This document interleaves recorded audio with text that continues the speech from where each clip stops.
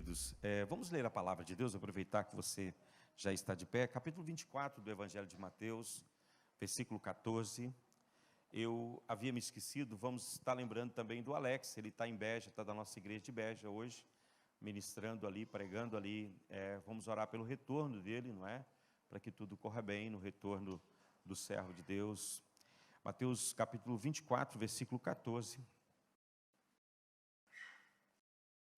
Eu tinha preparado uma outra palavra já na semana passada para estar ministrando hoje, e esse ano ainda não preguei em nenhum culto de missões aqui. Sempre tem um pregador de fora, né, nesse culto, e era para eu ter pregado hoje de manhã, mas eu entendi que era para o Elenai pregar mesmo. Deus trabalhou muito forte aqui, foi muito bom, né?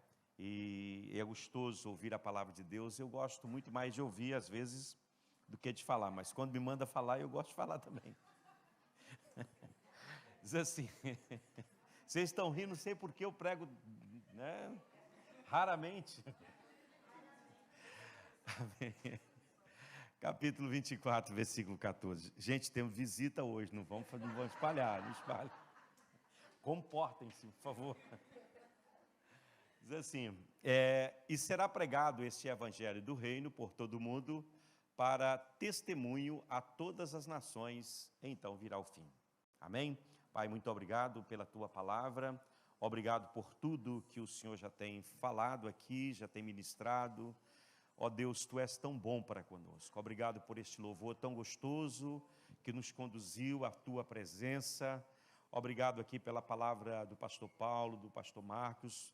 Obrigado por tudo que tu já fizeste aqui, Pai. Agora, Deus, tenho a oportunidade de estar aqui ministrando a tua palavra. Toma a minha vida em tuas mãos, usa-me conforme a tua vontade. Eu amarro no mundo espiritual toda a força contrária, todo o poder das trevas, toda a ação do inimigo, e peço a ti que haja neste lugar, que tome os corações e as vidas, e que a mensagem, Deus, que o Senhor tem através de mim para transmitir à tua igreja, que possa chegar ao coração de cada um, Pai. Eu os abençoo e peço a tua mão sobre mim, em nome de Jesus. Amém, amém. Queridos, pode sentar. Eu quero vos trazer hoje uma mensagem em 3 pontos, não é? O primeiro ponto da minha mensagem é a importância da palavra de Deus. O segundo ponto é o que de fato é a obra de Deus. E o terceiro ponto, o verdadeiro objetivo ou sentido da obra missionária. Eu usei esse texto porque é o texto que eu vou estar voltando nele algumas vezes aqui dentro da minha ministração, não é? Esse texto que acabamos de ler e será pregado, este evangelho do reino por todo o mundo, para testemunho a todas as nações, e essa última parte, então virá o fim, já é um tema escatológico. Eu posso estar falando depois sobre esse fim aqui, mas eu vou falar só sobre a primeira parte. E será pregado este evangelho do reino por todo o mundo, para testemunho a todas as nações. Uma tradução melhor desse versículo aqui ficaria da seguinte maneira: e essas boas notícias do reino soberano de Deus devem ser pregadas em todo o mundo para estabelecer evidência. Quando a Bíblia fala em testemunho a todas as nações, o que o Senhor está falando aqui é que deve ser evidenciado. Algo tem que ser evidenciado, não é? Com a pregação do Evangelho, precisa haver evidência daquilo que se está fazendo. Não é só pregar o Evangelho, porque muitas vezes falar, é fácil falar, mas evidenciar, né? Mostrar através de fruto, não é? De algo produzido, aquilo que de fato Deus está fazendo, evidenciar o nome de Deus, esse é o objetivo da pregação do Evangelho. Hoje o Elenai falou um pouco sobre o Evangelho, o que é o Evangelho, não é? E trouxe aqui um esclarecimento muito interessante para nós. E eu quero vos falar hoje um pouco sobre essas evidências que devem ser demonstradas com a evangelização.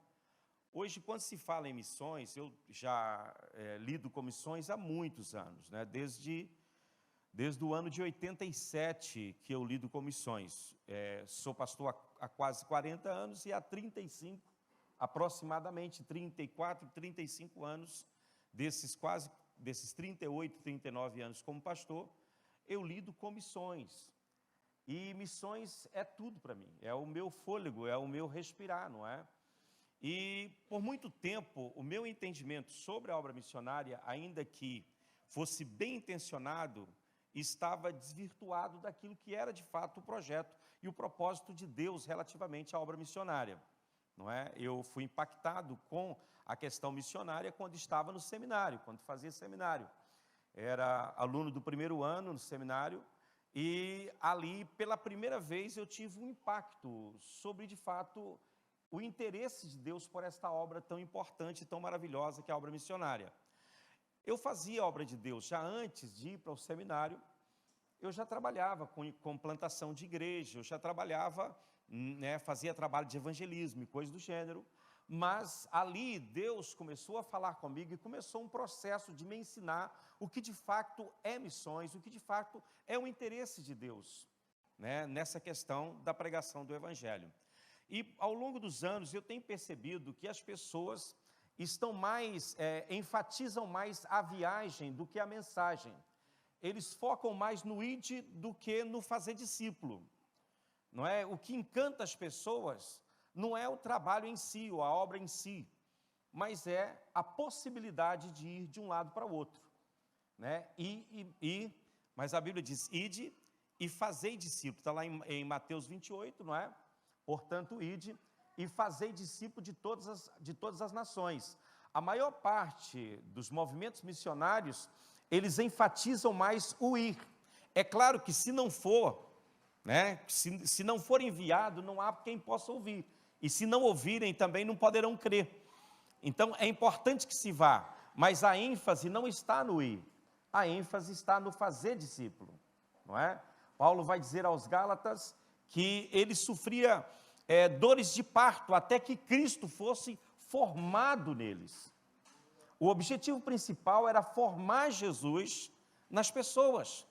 Não basta simplesmente você chegar e dizer, olha, Jesus te ama, Jesus tem poder para te salvar. Eu sei que essa palavra ela tem impacto e pode trazer uma certa luz ao pecador que está em trevas. Eu me lembro que tinha um pastor que trabalhou comigo há muitos anos atrás, e Deus um dia falou com ele, usou um profeta para falar com ele, que o levaria às nações, mas ele sempre teve muito medo de sair da sua zona de conforto, não é? De sair do seu meio, de sair do seu convívio. E um dia nós fizemos uma viagem juntos, e nós passamos nesta viagem sobre vários países. E ele então, lá de dentro do avião, ele falava, nós estamos passando em tal lugar, assim, assim, tal país, assim, assim. Eu profetizo salvação sobre esse país, estou fazendo missões. Eu, de fato, nunca pude entender muito bem isso aí, porque, para mim, claro, toda oração é bem-vinda, e quando você clama por um povo, de uma certa maneira, você está fazendo missões, não é? Agora, Deus falou que o levaria às nações. E é claro que, quando Deus fala, você tem a opção de obedecer ou não, não é? E Deus não te ama menos quando você diz não para Ele. Porque às vezes nós pensamos que Deus vai nos amar menos. Não, Ele te ama do mesmo jeito. A única questão é que muitas vezes, por conta da nossa desobediência, nós acabamos sofrendo consequências da nossa desobediência. Agora, o amor de Deus para conosco é igual, não é? Então, a ordem enfática do Senhor é que a gente vá. E o objetivo de Deus é que Cristo seja formado nas pessoas, porque esta é a forma de evidenciar Deus. Se você observar desde o começo, todas as coisas e os sacrifícios que foram feitos apontavam para Cristo, e era uma forma de evidenciar alguma coisa aqui, não é? Quando o primeiro homem que ofereceu um sacrifício, que foi Abel, o sangue daquele cordeiro, quando toca o solo, era como se ele estivesse dizendo, olha, essa terra é de Deus, ela pertence a Deus por criação, ela pertence a Deus por conservação. Essa terra não pertence ao inimigo, ela não pertence a quem quer que seja, ela é de Deus, conforme está no Salmo 24, do Senhor é a terra e a sua plenitude. Então, todos os sacrifícios ao longo dos anos que eram oferecidos, era uma forma de evidenciar de que Deus é o Senhor. Esse era o objetivo. E na cruz tudo isso culminou. Quando Cristo foi pregado na cruz, ele que era o antítipo de todos os tipos, não é, do Antigo Testamento, quando ele foi cravado ali na cruz e o seu sangue tocou o solo, era como se Deus estivesse reivindicando toda a plenitude do mundo como sua, dizendo, olha, essa terra pertence ao Senhor. E Jesus vai dizer isso depois da ressurreição, em Mateus 28, 18, ele vai dizer, é-me dado todo o poder no céu e na terra, toda a autoridade agora está em minhas mãos, né? Falou dizendo, toda a autoridade foi me dada no céu e na terra. Mas vamos seguir a nossa linha aqui de raciocínio. Vamos pegar o primeiro ponto aqui, o poder da palavra nessa questão da evangelização, na importância do trabalho que fazemos para Deus. Nós vamos começar com a palavra de Deus, irmãos, porque a palavra de Deus é a base de tudo. Sem Bíblia, sem a palavra de Deus é impossível, não é? É impossível que alguma coisa seja feita se não for com base na palavra. Ninguém pode fazer uma obra para Deus se não for baseado nas Escrituras, a palavra de Deus. Tudo deve estar de acordo com a palavra de Deus. Qualquer coisa que você faça tem que estar encaixado dentro daquilo que é o que Deus deixou revelado na sua palavra. Tudo tem que ser originado na palavra, até mesmo o evangelismo. Nós não podemos sair aleatoriamente dizendo, vamos, eu vou e vou pregar. Pregar o quê? Não é? Qual é a base que você tem? Como aquele moço, quando o filho do rei Davi morreu, ali que Joabe atravessou o coração dele, o Absalão, não é? Um dos moços disse, olha, eu vou levar a mensagem a Davi. Ele disse, mas você, Joabe disse, você não tem a mensagem. Ele disse, mas eu vou assim mesmo. E ele sai correndo. E quando ele chega diante do rei Davi, Davi pergunta, e aí, o que aconteceu? Olha, eu não sei de nada, eu vi um alvoroço, vi um mexido lá, uma confusão. E como é que está Absalão? Não sei de nada, eu simplesmente quis vir aqui. Há muita gente que estão saindo para pregar, mas não sabe nem qual é a mensagem que estão transmitindo, não tem base. Não é? Muitas vezes desconhecemos até o básico no que diz respeito à questão do Evangelho.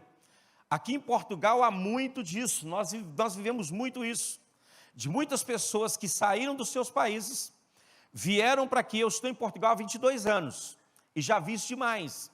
Saíram dos seus países, vieram para aqui, né, e de repente começaram um grupo familiar nas suas casas.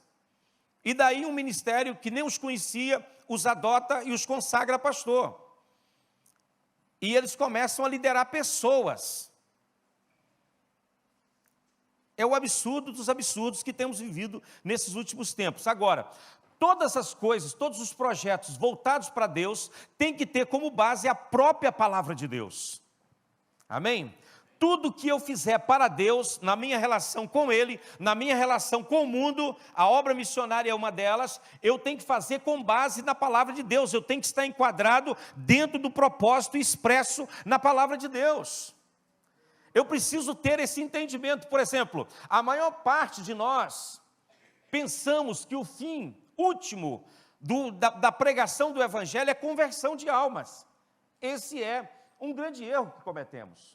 Porque aí nós investimos tudo e achamos que vale tudo nessa questão de ganhar almas para Jesus. E achamos que o fim é o pecador se converter. A conversão do pecador é o meio pelo qual existe o fim. O fim é a glorificação de Deus, é evidenciar de que Deus realmente é o Senhor. Hoje o Elenay falou aqui a respeito dos principados e potestades que aprendem conosco, ao ver a igreja, ao ver pessoas salvas, porque na concepção do mundo espiritual, o ser humano é irremediável, é irreversível, não há como redimir o homem. E quando vê um pecador tão miserável, de repente sendo transformados pelo poder do Evangelho, isso evidencia a grandeza de Deus, isso traz glória para Deus e honra para Ele. Nós pensamos, claro, a conversão dos pecadores, isso é maravilhoso. E muitas pessoas estão dizendo, não, está muitas pessoas chegando na minha igreja. Mas você está convertendo essas pessoas a quem? Ah, é a Cristo, mas qual Cristo? Está entendendo? Então, esse é o ponto principal, que muitas vezes nós não paramos para observar, nós pensamos simplesmente, eu tenho que ir, eu tenho que ir, eu tenho que ir. Querido, você nunca pode levar ninguém aonde você nunca esteve. Se você não está em Deus, é impossível que você conduza alguém até Deus. Você só pode levar as pessoas aonde você já foi, ou aonde você está. Você pode conduzir alguém aí. Agora, se você não está em Deus, ou se a sua vida não é guiada por Ele, isso é bobagem. Estão entendendo? Amém? Existe uma profundidade tremenda na palavra de Deus, e quando eu penso na palavra de Deus, aleluia, e em tudo que a palavra de Deus representa para a minha vida, eu sou um leitor da Bíblia há mais de 40 anos, me converti há mais de 40 anos atrás, e tenho andado com a palavra de Deus todos os dias. Eu me lembro quando me converti, há 42 anos atrás, a minha fome, a minha sede pela palavra de Deus era tão grande, que eu li a Bíblia inteira em três vezes no ano, e no segundo ano mais 3 vezes. Eu nunca tinha encontrado algo tão maravilhoso. Eu estava dizendo hoje para minha filha, a respeito de algo que é libertador, inclusive traz cura emocional até. Isso não é uma palavra de pregador, isso são profissionais da área da psicologia que diz isso.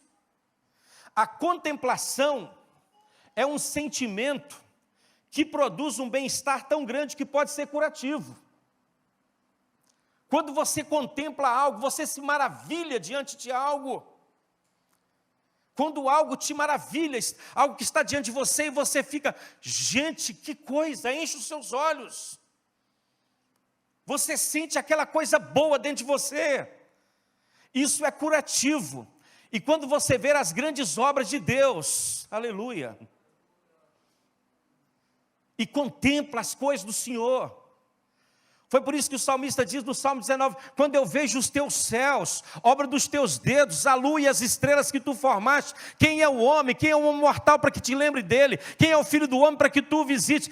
Essa contemplação da grandeza de Deus te faz enxergar a tua pequenez, e isso é libertador, porque Deus está revelando algo a você de uma profundidade tremenda.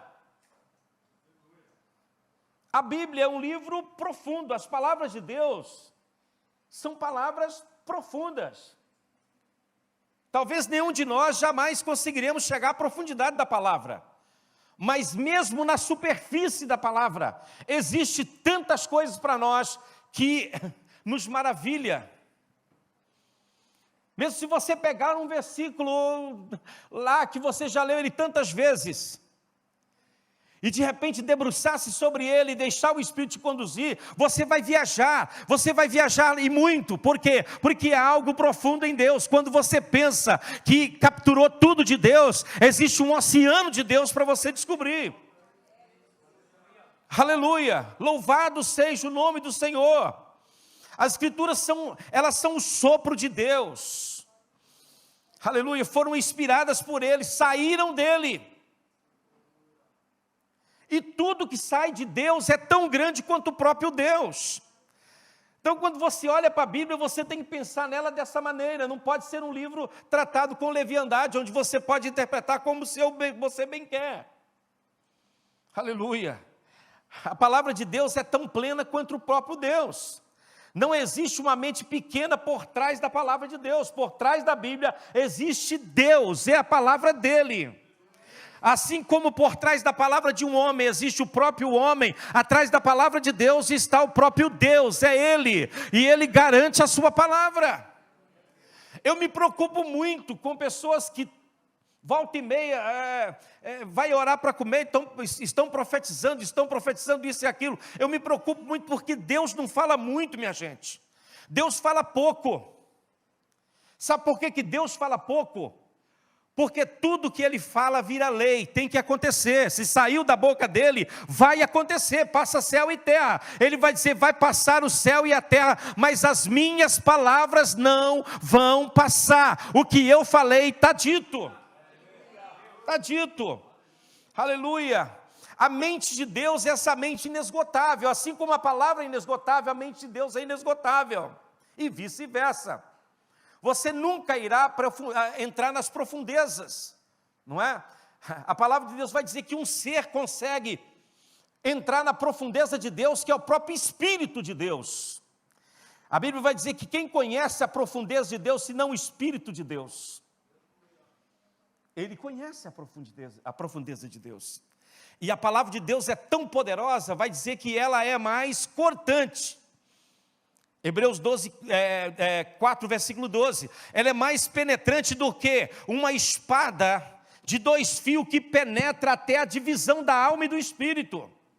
Irmão, eu não sei dividir alma de espírito, mas a palavra de Deus faz a distinção entre um culto almático e um culto espiritual, entre um culto celebrado na carne e um culto celebrado no espírito. A palavra de Deus é capaz de entrar nas juntas e medulas dos nossos sentimentos e na profundidade do nosso ser. Louvado seja Deus! Agora, isso não é só uma questão técnica, irmãos, isso é muito mais do que isso. Eu estou falando para vocês como alguém que tem estado com a palavra de Deus. Eu não estou falando de algo técnico, olha, experimente isso, isso possivelmente vai dar certo. Eu estou falando de algo que dá certo, que deu certo na minha vida. Você vai ver Jesus fazendo isso. A Bíblia diz que ele chegou em um determinado lugar, e a palavra do Senhor vai dizer que ele pregava e ensinava o povo. E lá o texto vai dizer que junto dele estavam os seus discípulos. E também algumas mulheres, dentre elas, Maria Madalena, que tinha sido liberta de 7 demônios. Ele não somente anunciava o reino e a libertação, mas ele provava por meio físico de pessoas que estavam ali, que haviam sido transformadas pelo poder do evangelho que ele pregava. As pessoas, ao olhar para Maria Madalena, falavam: há poder nesse homem mesmo, porque essa mulher nós conhecemos quem era ela. Esse Pedro aí eu sei como ele era, esse outro aí também eu sei como ele era. E aquilo era, a mensagem de Cristo, diz lá o texto, que ela era respaldada pela presença física de testemunhas, que mostrava que Jesus, aquilo que ele ensinava, era de Deus. Você vai ver o mesmo acontecendo com Pedro e João, ali quando eles curam aquele paralítico. O sumo sacerdote vai olhar e vai falar: quem são esses? Aí, sabendo que eles eram iletrados e doutos, ficaram mais impressionados. Mas a Bíblia vai dizer que eles não puderam fazer nada, porque do lado deles estava o homem curado. Todo mundo conhecia aquele homem. E quando eles perguntam no nome de quem, na autoridade de quem que vocês estão fazendo isso, é claro que eles sabiam na autoridade de quem, mas eles queriam ouvir de Pedro. E Pedro diz: não olhe para a gente pensando que somos nós aqui, não. Isso aqui é o poder de Deus manifestado diante de vocês. É no nome de Jesus que vocês crucificaram, é que esse está aqui com saúde diante de vocês. Esse é o evangelho, irmãos. Às vezes você nem precisa pregar muito ou falar muito. Quando você evidencia Deus na sua vida, as pessoas vão ver que Deus está em você, que Deus está na sua vida. Aleluia. Eliseu nunca disse para aquela mulher que ele era profeta, ou que ele era um homem de Deus. Mas a mulher por si mesma disse: olha, eu vejo que esse homem que passa aqui por casa todos os dias, esse homem é um profeta de Deus. Eu quero esse homem aqui em casa. Vamos fazer um quarto aqui, marido. Vamos colocar uma mesa, vamos colocar uma cadeira e uma cama para ele, para quando ele passar por aqui, ele poder descansar, porque eu vejo que ele é o homem de Deus. Estava escrito na testa de Eliseu que ele era homem de Deus, profeta de Deus, não senhores. Aleluia, é a evidência da presença de Deus. É isso que eu estou dizendo para vocês. Nós precisamos evidenciar diante do mundo de que Jesus reina em nós. Estão aí? Amém. Aleluia. Isso não é uma questão técnica, irmãos. Isso é uma questão de experiência. Isso é algo subjetivo. Cada um de nós temos a nossa experiência relativamente ao nosso envolvimento com o Senhor. Aleluia. Eu estou falando com vocês algo tremendo. Eu estou dizendo para vocês que a palavra de Deus é poderosa, porque a palavra de Deus saiu de Deus, e tudo que sai de Deus é tão grande quanto Ele. Se você olha para Deus e diz que Deus grande tenho eu, então olhe para a palavra dele e diz que palavra poderosa tenho eu, aleluia, ela está nas minhas mãos. É a mensagem, irmãos, aleluia, bendito seja o nome do Senhor, oh glória a Deus. Louvado seja o nome do Senhor. Eu não preciso falar muito sobre isso, eu sei que vocês sabem. Mas eu quero enfatizar antes de tudo, em relação à palavra de Deus, que a sua profundidade, que a sua plenitude são completamente inesgotáveis. Porque ela vem de Deus. Você pode pegar qualquer texto e tentar fazer uma exegese desse texto. E você vai perceber como Deus vai falar com você. É uma joia tremenda. Quer ver um texto muito interessante? Evangelho de João, capítulo 1, versículo 14. Que vai falar da palavra.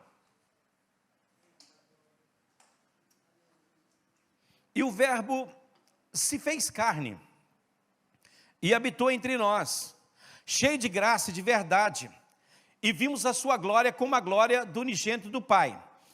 Vamos pegar só a primeira parte aqui desse versículo 14. E o verbo se fez carne e habitou entre nós. Então, a palavra aqui, né, o verbo quer dizer palavra. A palavra encarnada, Cristo era o Logos de Deus. Né, o verbo se fez carne, a expressão daquilo que Deus fez. Então, observe que, segundo o texto, se você for analisar, você vai perceber o quê? Que nem sempre foi assim, o verbo se fez. Se se fez, é porque nem sempre era assim, sim ou não? Estão aí? Então, se o verbo se fez carne, isso quer dizer que em algum momento, em algum ponto, isso aconteceu. Quando? Hein? Alguém sabe? Quando? Foi quando ele nasceu lá em Belém, historicamente sim. A encarnação do verbo se deu em Belém. Mas a própria Bíblia vai dizer que o cordeiro, ele foi morto antes da criação do mundo. Então, no projeto de Deus, há algum tempo na eternidade passada, o verbo se fez carne. No projeto de Deus, há algum tempo, já estava determinado que o verbo de Deus habitaria entre nós. Aí você fala, não, mas isso aconteceu há 2000 anos atrás. Sim, historicamente. Mas a intencionalidade de Deus, ela começa a ser demonstrada em toda a Bíblia Sagrada. Você vai ver a intenção de Deus de morar no meio dos homens desde o começo. Você vai ver lá em Êxodo, por exemplo, 25. Você vai ver, olha, Deus vai falar, construa o tabernáculo, por quê? Porque eu quero morar no meio de vocês. Eu quero habitar no meio de vocês. Amém? Mas aqui agora, é o próprio verbo que se fez carne.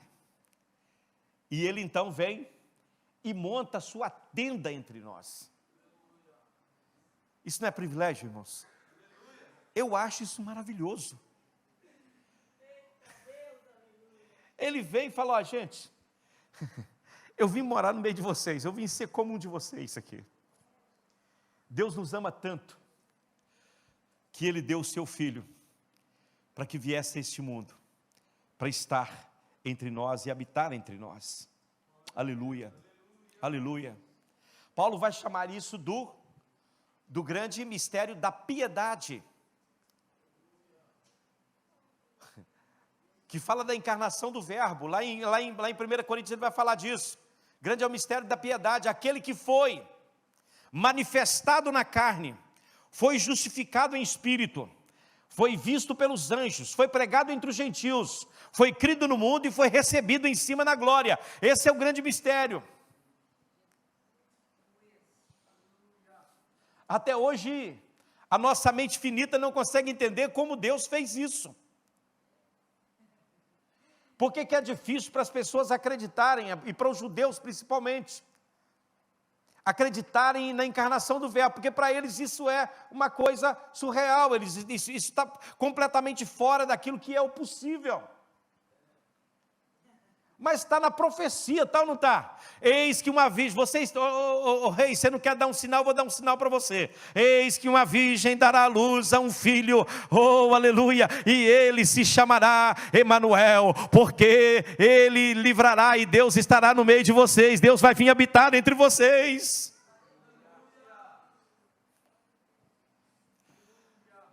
Mas como é difícil para as pessoas entenderem as Escrituras. Às vezes a gente fica assim, nervoso, por que a mente dele não abre para entender as Escrituras? Gente, as Escrituras se compreendem por revelação. É só o Espírito Santo que pode abrir a mente do homem para ele entender as Escrituras. Vejam, os discípulos estavam com Jesus 3 anos andando com ele. Ele morre e fala que antes de morrer ele fala que ia ressuscitar. E existe tantas profecias sobre a sua ressurreição. E ele ressuscita. E lá vai 2 discípulos dele no caminho de Emaús, andando ali, e chorando, e lamentando, e reclamando, e reclamando, e reclamando. Eu não sei, a Bíblia não fala, né? O texto de Lucas não diz o que eles vão falando, mas eu conjecturo. Eles disseram um para o outro, certamente, que furado a gente entrou de seguir esse homem, a gente deixou tudo por causa dele. Ele agora abandonou a gente, foi embora. Que coisa mais triste, mais difícil. E Jesus entra no meio deles ali. E pergunta, que palavras são essas que vocês estão trocando aí pelo caminho? E por que vocês estão tristes? Eles olham assim, como se Jesus fosse um extraterrestre. Né? Peraí, mas você é o único peregrino em Israel que não sabe do que aconteceu aí? Ele disse, então o que aconteceu? Ah não, trata de Jesus de Nazaré, homem aprovado por Deus em obras e palavras, que os nossos pais crucificaram ele lá, e já é hoje o 3º dia que ele morreu. Bem que algumas mulheres falaram que ele ressuscitou, mas olha, a gente não sabe de nada disso. O que Jesus falou com eles?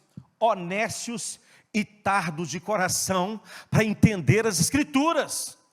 Eles não sabiam que era Cristo que estava ali. E Jesus começa a falar com eles a respeito dos profetas que haviam profetizado e a respeito de todas as palavras. E quando eles chegam na aldeia deles, Jesus faz com que vá à frente. E eles dizem, Senhor, fica conosco, porque já é tarde, o dia declina, vem pousar na nossa casa. Eles já desconfiaram, o Espírito já estava trabalhando ali.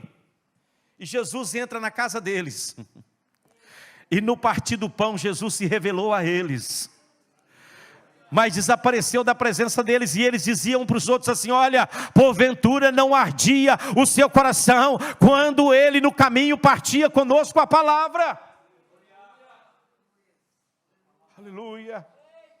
Será que o Senhor vai ter que vir e abrir os nossos olhos para a gente entender a palavra dele, a mensagem dele, a mensagem a respeito daquilo que ele veio fazer aqui neste mundo? Aleluia. Oh, glória a Deus. Oh, Senhor. Meus irmãos, vou para frente aqui, senão não termino hoje como sempre, não é? Vamos para o segundo ponto. A palavra de Deus, ela é muito poderosa, irmãos. Ela é maravilhosa. Aleluia. A palavra de Deus, ela encerra o seu pensamento, o que Deus pensa, não é? E qual é o pensamento de Deus? O pensamento de Deus é nada menos do que o seu próprio Filho Jesus Cristo. Amém? Cada detalhe a respeito daquele tabernáculo lá no deserto, que Deus mandou construir, e para ele habitar no meio do povo, Deus não estava interessado no tabernáculo. Às vezes, não, Deus falou com Moisés, faça tudo do jeito que eu mostrei para você. Ou seja, não te meta em detalhes aqui, porque é tudo como eu te revelei. Ah, porque Deus tinha muito cuidado com aquele tabernáculo. Não. Deus tinha cuidado com aquilo que aquele tabernáculo representava. E aquele tabernáculo era uma figura de Cristo. Amém? Era uma figura de Cristo Jesus. Aleluia. Aquele que veio e montou uma tenda no nosso meio. E essa deve ser a nossa mensagem tem que se basear no entendimento das Escrituras.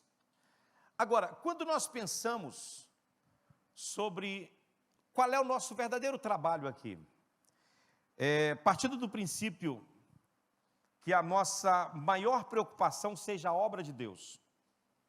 Vamos partir desse princípio. Eu acho que todos que estamos aqui, vocês estão aí, jovens? Vamos partir do princípio que a nossa preocupação é com a obra de Deus. Quem aqui se preocupa com a obra de Deus? Preocupa mesmo? Então me responda agora. O que é a obra de Deus? Já pararam para pensar? Que você está preocupado com alguma coisa. Você se ocupa de alguma coisa. Você se dedica a algo. Mas o que é isso? O que é a obra de Deus? Ah, pastor, a obra de Deus para mim eu estou preocupado com a salvação das almas, sabe? É uma preocupação minha. O outro, olha, eu estou preocupado com o avanço do Evangelho. O Evangelho precisa... Pastor, a gente está perdendo para os muçulmanos. Estou certo, irmãos, que vocês poderiam fazer uma lista para mim de coisas que vocês poderiam dizer, olha, isso é obra de Deus. Não é? Mas eu gostaria de fazer algumas perguntinhas para nós aqui. Por que você é um cristão? Já parou para pensar? Você poderia ser um muçulmano, um budista. Sim ou não? Sim ou não? Poderia ser um espírita, por exemplo. Por que você é um cristão? E não é um... Ah, pastor, porque eu nasci num país de maioria cristã. Errado? Já parou para pensar por que você é um cristão? Você já parou para pensar por que você está aonde você está neste momento? Por que você está aqui? Ah, eu vim aqui atrás de melhorar minha vida, conseguir um emprego. Já parou para pensar nisso, irmão? E são reflexões muito fortes, parece ser uma coisa simples aqui que eu estou a falar. Mas são reflexões muito fortes. Agora, quem aqui faz alguma coisa na igreja? Tem alguém que faz alguma coisa na igreja? Levanta a mão assim. Se você canta, se você ora, se você prega, se você dança, tem muita gente que faz. Ninguém mais, irmão, alguma coisinha. Evangeliza. Agora, eu te pergunto, por que você está fazendo o que você está fazendo? Ah, porque o pastor mandou, pastor. É só para refletir. Por que você está fazendo o que você está fazendo? Estão aí? Talvez você vai resumir todas as minhas perguntas numa sentença. Pastor, olha, eu estou fazendo a obra de Deus. É ou não é? Estou fazendo a obra de Deus. Eu canto porque estou fazendo a obra de Deus. Eu prego, estou fazendo a obra de Deus. A minha mensagem é uma mensagem muito mais de conscientização nessa noite. Eu quero que você pense naquilo que você está fazendo e você entenda onde você está. Porque não basta fazer. Temos que fazer entendendo o que estamos fazendo. Por muitos anos eu disse isso, em relação às coisas que fazia. Não, estou fazendo a obra de Deus.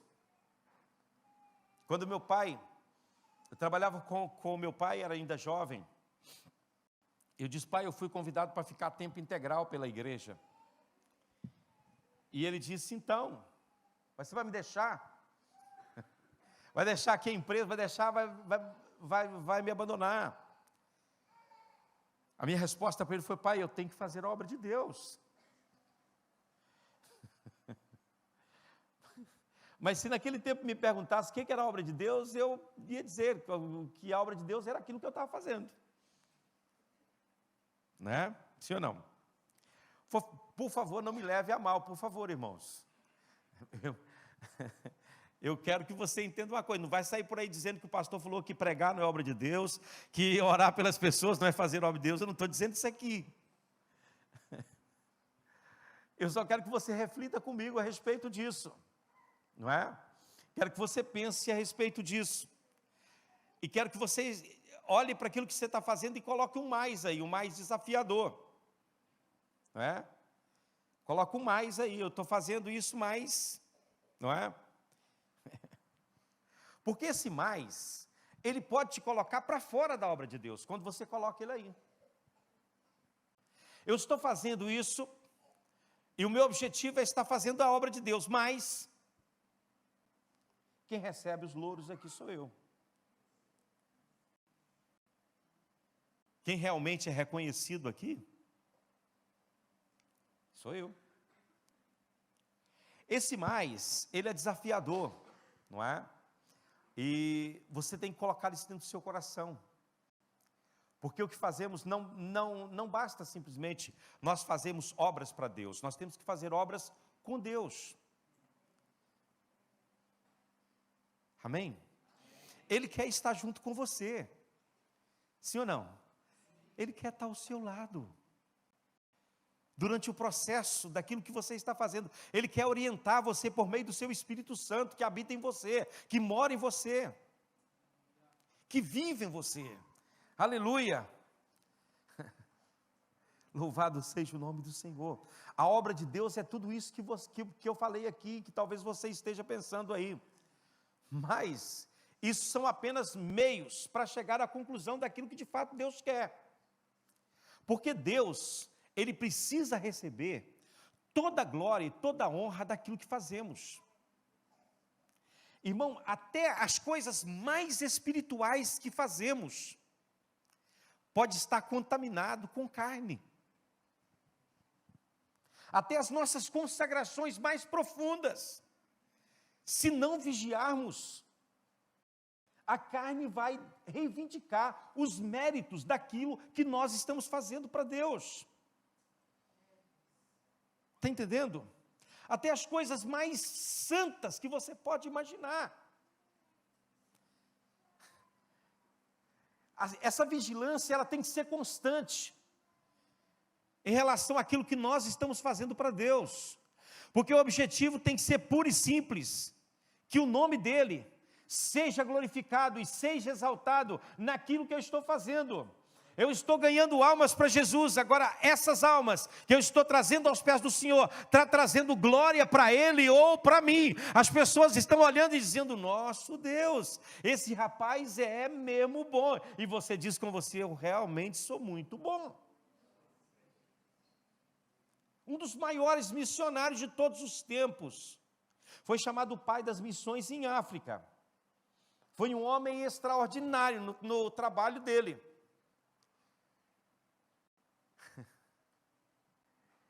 Ele, no final da sua vida, ele recebe uma condecoração da rainha da Inglaterra. E a comitiva foi até o quarto onde ele estava moribundo. E foram ali para reconhecer, honrar o mérito ao excelente trabalho que ele havia prestado à coroa britânica. E ele, ali no leito. E quando ele estava ali deitado, a rainha veio e fizeram toda a cerimônia e foram embora. Naquele momento, ele disse, realmente, Deus precisava de mim para essa grande obra. Realmente, eu fiz uma obra excelente aí. Diz ele que naquele momento entrou trevas dentro do quarto dele. É como se o próprio Satanás tivesse entrado dentro do quarto dele. E a negrura do inferno se abateu sobre a alma dele. Ele se sentiu condenado. E lá no íntimo do seu coração, ele começou a se humilhar diante de Deus e pedir perdão a Deus por aquele pecado. E lançar tudo aos pés do Senhor. E declarar que o único merecedor de todos os méritos era Jesus Cristo, o Senhor da vida dele. Ele havia declarado anos antes, diante do desafio de ser missionário em África, ele havia declarado, quando perguntaram se ele ia ou não, e se ele não tinha medo, ele disse, olha, sem Jesus nem mais um passo, com Jesus em qualquer lugar, essa é a frase dele. Ele que entendia que Jesus era o centro e o Senhor da vida dele, agora estava tomando a glória que pertencia a Jesus para si mesmo.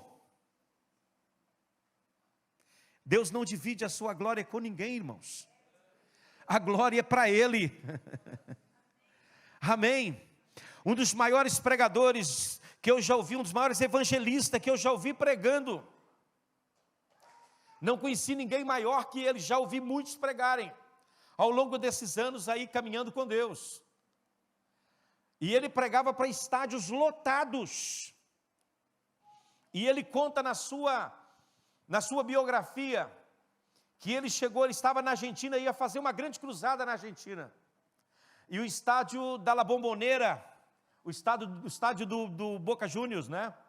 Estava lotado de pessoas. Aquilo estremecia, a ponto de algumas pessoas do lado de fora do estádio olhava e via fogo saindo de dentro do estádio. Aleluia. Era um homem que arrastava multidões após si aonde ele ia no mundo. E quando ele viu aquilo, ele estava chegando de carro com o seu motorista. E ele disse para si mesmo: Deus precisa de mim para a evangelização do mundo.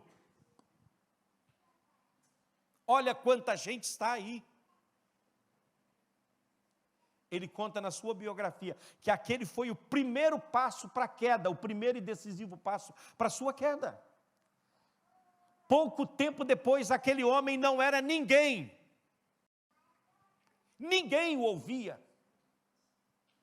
Ninguém o ouvia. Hoje ele ainda prega. Arrependeu-se. Mudou de vida. Ele ainda prega. Às vezes eu ouço ele ainda, gosto de ouvir as mensagens dele. De vez em quando vou lá na internet buscar aquelas antigas dele, que eu gostava de ouvi-lo. Mas quase não tem ninguém escutando ele, irmãos. Eu que sou meio teimoso, vou lá escutar. Lembrar dos velhos tempos, não é? Apagado, sem brilho. Oh, querido irmão e irmã, não deixe jamais que qualquer coisa que você faça para Deus suba à sua mente, suba ao seu coração, como sendo algo de particular. Transfira toda a glória para Deus.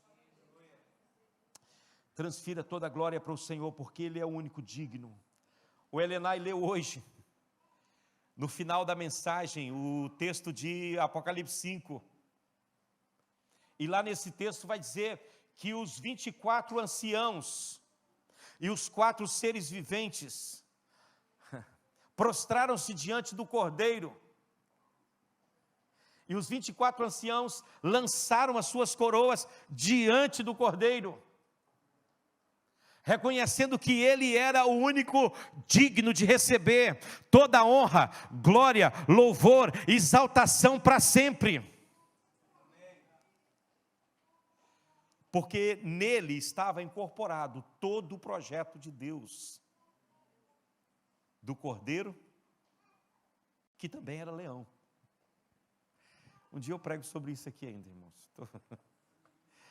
Amém? Não dá para me falar do terceiro tópico, mas eu quero que você reflita sobre o que foi dito aqui. O terceiro tópico ia tratar de missões mesmo, mas nós não temos tempo mais, acabou.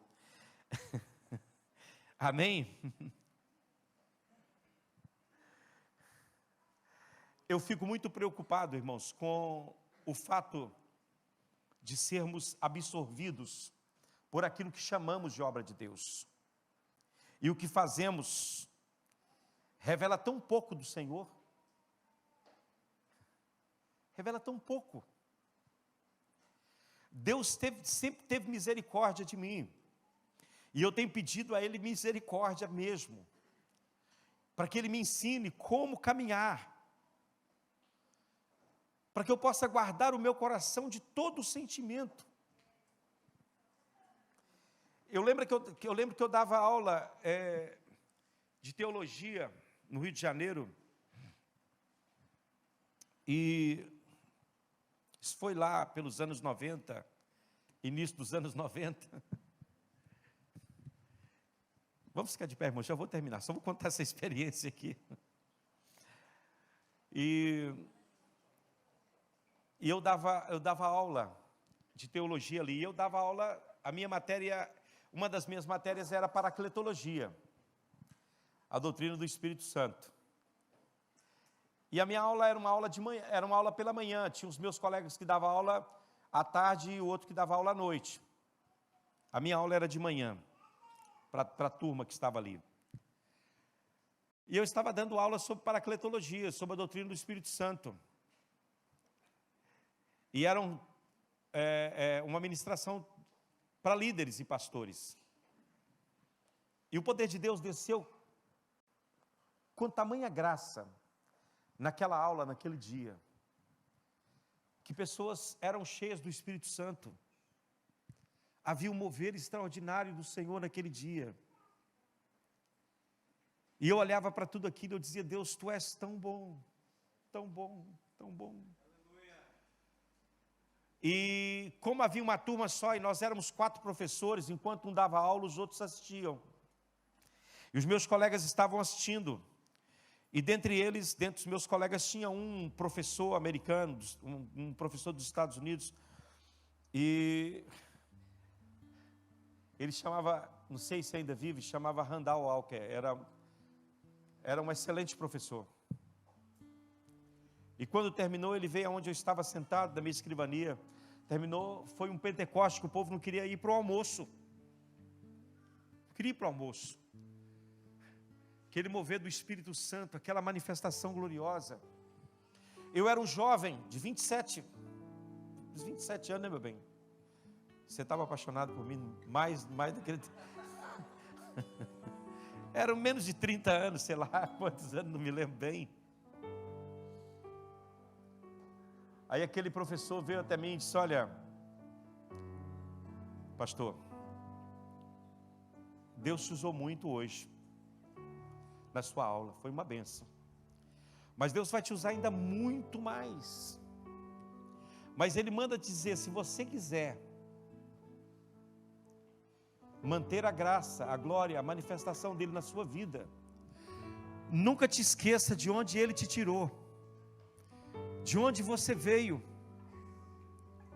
Ele vai te colocar entre pessoas importantes nesse mundo, mas nunca te esqueça de onde Ele te tirou, porque isso vai te colocar no lugar em que você deve sempre estar e nunca sair. E sempre que às vezes a carne, a nossa carne, ela quer se gloriar por alguma coisa, eu olho para mim e lembro de onde Deus me tirou, lá do interior de Minas Gerais, do lugar que nem no mapa tem. E pela sua misericórdia, Ele me fez sentar com príncipes. Mais recentemente, vocês sabem, nessa viagem à Coreia, Deus me deu o privilégio de sentar com homens, lideranças do mundo inteiro, e falar para eles. E quando eu estava sentado entre autoridades religiosas do mundo inteiro,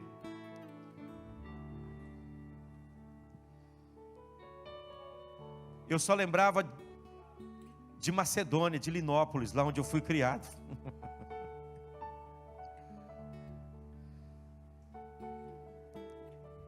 Eu dizia: Deus, é só o Senhor que está aqui, não é outro.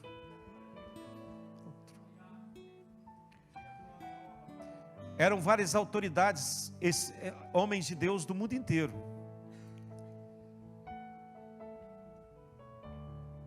E foi feito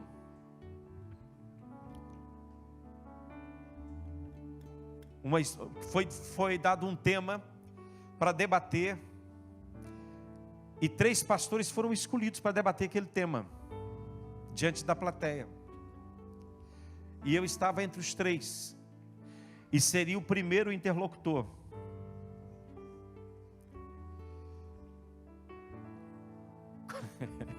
Quando eu olhava aquela multidão de pessoas, que no auditório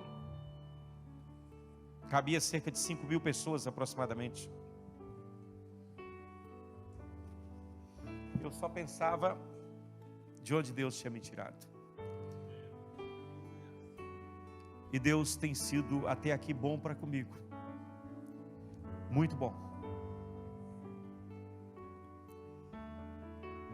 E eu quero sempre que Ele manifeste. Nós temos sonhos, temos projetos para Portugal. E eu sei que o Senhor fará coisas extraordinárias nessa terra.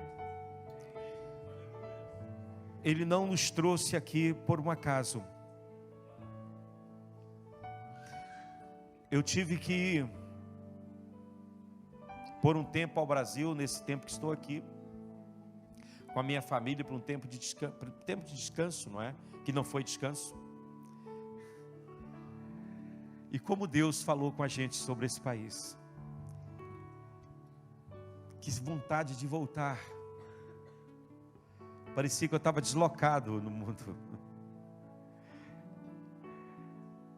Esse país é o país que Deus me deu para amar. Eu sei que eu amo todas as nações. Eu oro por todas as nações.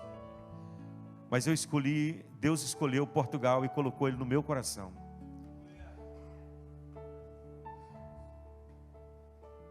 Desde 1987, maio de 1987, não sei quantos anos faz. 35 anos, né? Eu oro por Portugal. Não há um dia que eu não oro por essa nação. Todos os dias. E eu creio num grande mover de Deus nessa terra.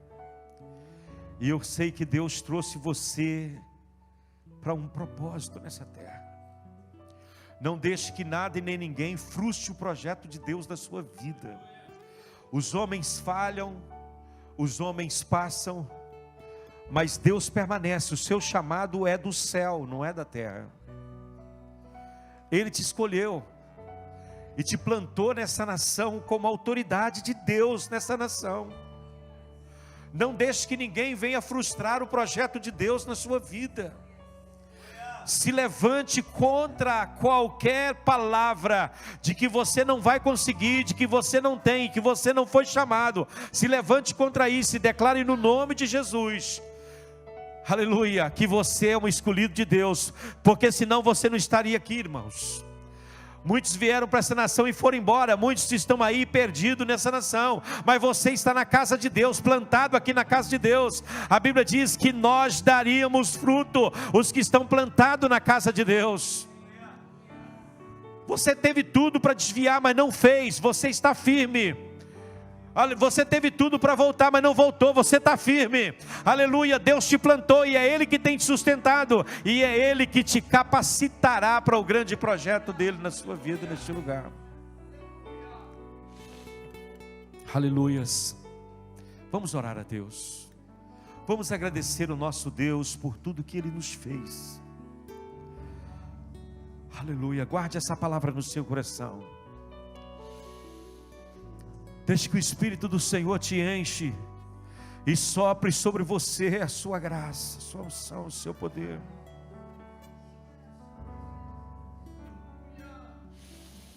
Senhor Deus e Pai que está nos céus, eu adoro o teu santo nome, Deus, porque tu nos escolheste para um propósito específico e glorioso. O Senhor nos chamou para ser uma testemunha viva nas nações. O Senhor nos chamou não somente para falar daquilo que nós lemos a respeito de Ti, Senhor. Não somente para falarmos a respeito daquilo que ouvimos, aleluia, sobre os Teus feitos. O Senhor nos chamou para viver, ó Deus, o sobrenatural do Senhor nessa terra. E eu sei que o Senhor revelará os mistérios que Tu tens para a vida de cada um dos Teus filhos, Senhor.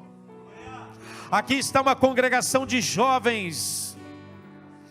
Aqui estão, ó Deus eterno, aleluia, a juventude. Muitos aqui, ó Deus, com a idade muito tenra. Mas eu creio que o Senhor, aleluia, levantará uma geração de adoradores. dentro do padrão, ó Deus, que tu falaste com aleluia, com aquela mulher samaritana. Tu disseste que o Senhor procura adoradores que te adorem, não como os que adoram em Jerusalém, não como os que adoram no Monte Gerizim. O Senhor procura adoradores que te adorem em espírito e em verdade, que prostram-se diante de ti, Deus, e que entende o teu chamado e o teu propósito. Levanta missionários nesta igreja, Deus, homens e mulheres, capacitados, cheios do Senhor, capacitados pelo Teu Espírito para o grande projeto.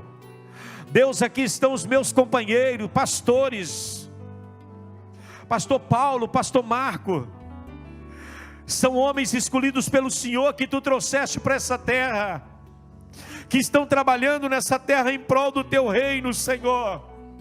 Encha esses homens do Teu Espírito Santo, Pai, como o Senhor já tem feito, aleluia. Tu tens feito coisas extraordinárias.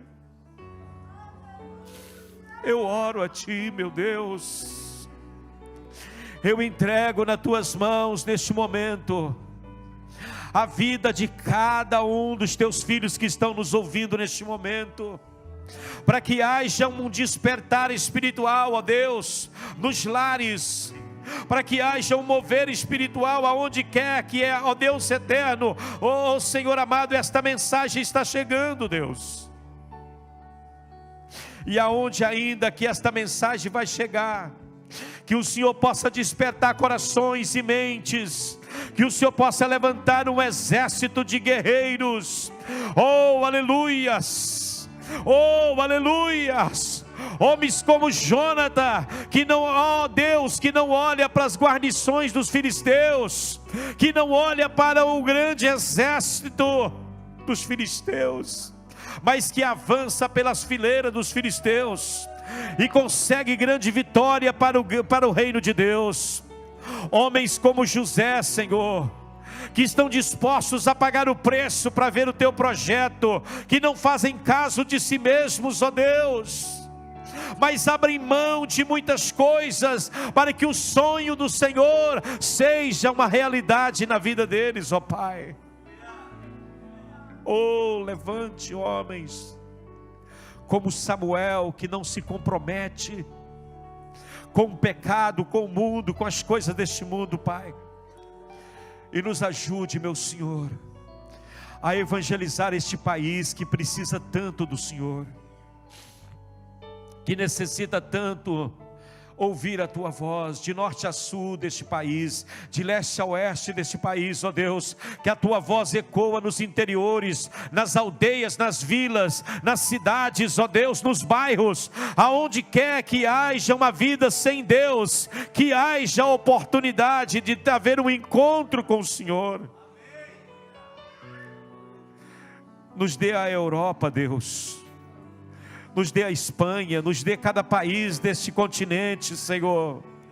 Eu oro para que o Teu nome seja glorificado. Levante obreiros, ó Deus, aleluia. O Senhor nos ordena que orássemos por ceifeiros, e eu oro a Ti por homens de coragem, homens de coragem que não temem diante das ameaças do inferno, que não retrocedem diante da pressão, mas que olha para o invisível, que vê aquilo que Abraão viu e ninguém viu, Senhor, aleluia, aquela coroa celeste que está reservada para os vencedores.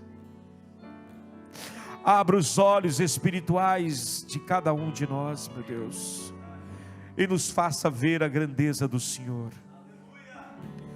para a glória do Teu nome, Jesus. Adore a Jesus neste momento, irmão. Vamos cantar mais um louvor e adoração ao nosso Deus. Abra o seu coração neste momento. Adore a Deus. Adore ao Senhor neste momento. Diga ao Senhor: eis-me aqui, Senhor.